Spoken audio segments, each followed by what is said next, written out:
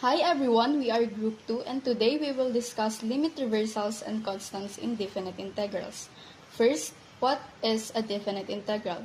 A definite integral represents the area under a curve between two values of x. It also considers direction, which means the result can be positive or negative. For example, consider the integral from 1 to 3 of x dx. As you can see in the graph, the shaded region represents the area under the line y is equal to x from x is equal to 1 to x is equal to 3. Evaluating the integral. The integral from 1 to 3 x dx is equal to x squared over 2 from 1 to 3 is equal to 4. Since we are moving from left to right from 1 to 3, the value is positive. Now in this topic, we will focus on two key ideas. First is limit reversal. When we reverse the limits of integration, the value of the integral becomes negative. The integral from a to b of f of x dx is equal to negative the integral from b to a of f of x dx. Second is integrating constants. When we integrate a constant, we simply multiply the constant by the interval length. The integral from a to b of c dx is equal to c times the quantity b minus a. In this video, we will show examples and explain how this concept works using the fundamental theorem of calculus.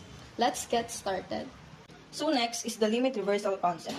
The integral from a to b of f of x dx is equal to negative the integral from b to a of f of x dx. So this means that we will reverse the limits of integration, the value of the integral becomes negative. On a number line, moving from a to b is left to right, which is the positive direction. So the result is positive. But moving from b to a is right to left, which is the negative direction. So the result becomes negative. Now let's look at an example using the function x squared.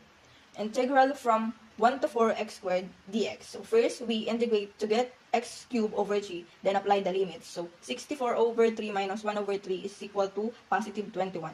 If we reverse the limits, this shows that reversing the limits changes only the sign, not the value of the area. So, here, we think areas as a purely positive physical space. But in calculus, the integrals are sensitive of direction. So, the limits here, we are starting at 4 and ending at 1. We are moving backward to the left.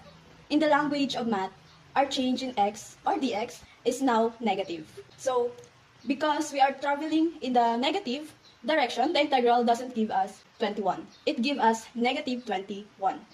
Whenever you swap the top and bottom numbers of an integral, you flip the sign of your answer. So, it's a simple rule with a powerful result. Reverse the limits, reverse the sign. The solution here is the reverse of positive 21. Now, I'll be talking about integrals of constant functions.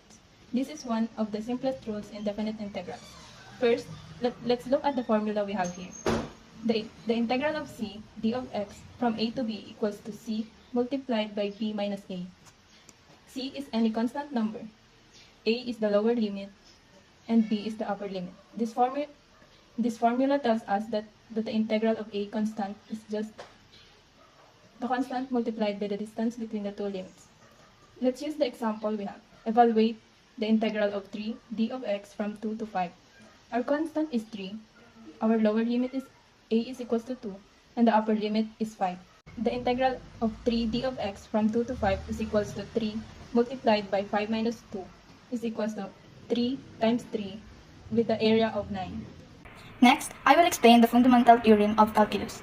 The integral from a to b, f of x dx equals f of b minus f of a. So, basically, sinasabi ng FTC na para mahanap ang definite integral, kukunin lang natin ang antiderivative ng function. Then, isasubstitute natin yung upper and lower limits. For example, we have the integral of x from 1 to 5. First, hanapin natin ang antiderivative of x, which is f of x equals x squared over 2.